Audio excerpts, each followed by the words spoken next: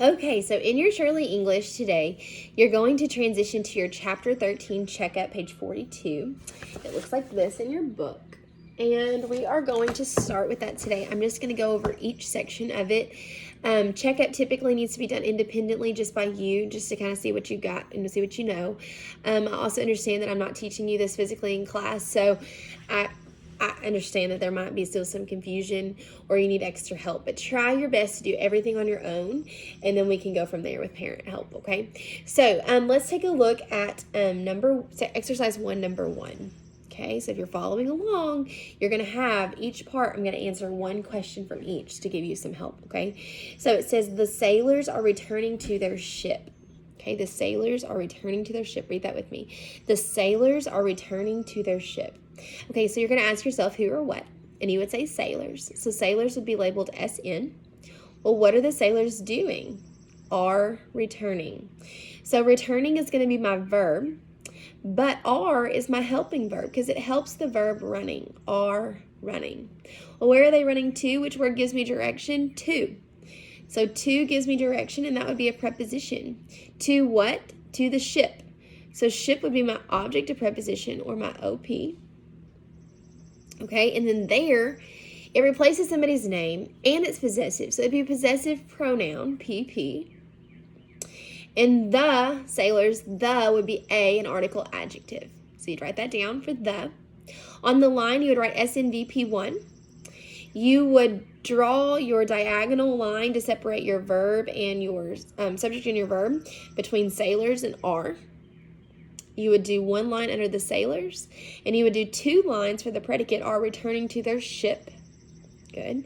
You would have parentheses around to and ship. So you'd have a parenthesis before to their ship, and then after ship you'd have another parenthesis. And the end of your sentence is going to be a declarative sentence because a declarative sentence makes a statement. An interrogative sentence asks a question. An exclamatory sentence shows excitement. So to review our parts of speech that we know so far, a noun is a person, place, or thing.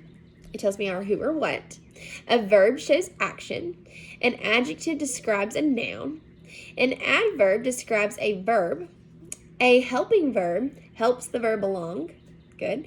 A preposition typically gives me direction or tells me where we're headed with something. We could say under, over, beside. Those are all of our prepositions.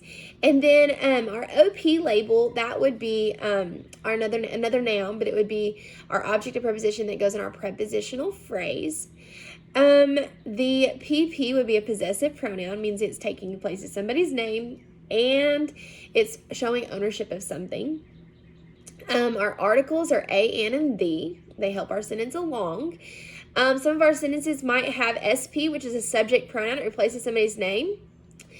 And so that's the main ones that we have talked about this year. So as long as you're good with those, just make sure you go back to your textbooks if you need that for any help. FaceTime me, talk to me about anything that you're needing regarding Shirley English. And so let's look at exercise 2. We talked about sentences and fragments. So sentences mean that there is a subject and a verb. A fragment simply means that something is missing, whether it be the subject's missing or the verb's missing. So in exercise 2, you're going to write S for sentence or F for fragment.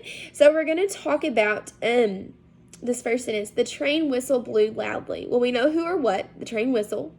What did the whistle do? It blew. So we have a subject and we have a predicate. So that would be a what? It would be a sentence, and our label would be S. Okay, you're going to do 2 and 3 on your own for that section. Exercise 3, 3 large trucks. So this is the part where you're going to match the subject with the predicate part. So 3 large trucks. Well, what did 3 large trucks do? 3 large trucks jump from tree to tree, dump dirt on the ground, or talks on the phone a lot. Cole, you should be able to answer this one. 3 large trucks dumped dirt on the ground. So put a 1 by dumped dirt on the ground. You're going to do 2 and 3 on your own.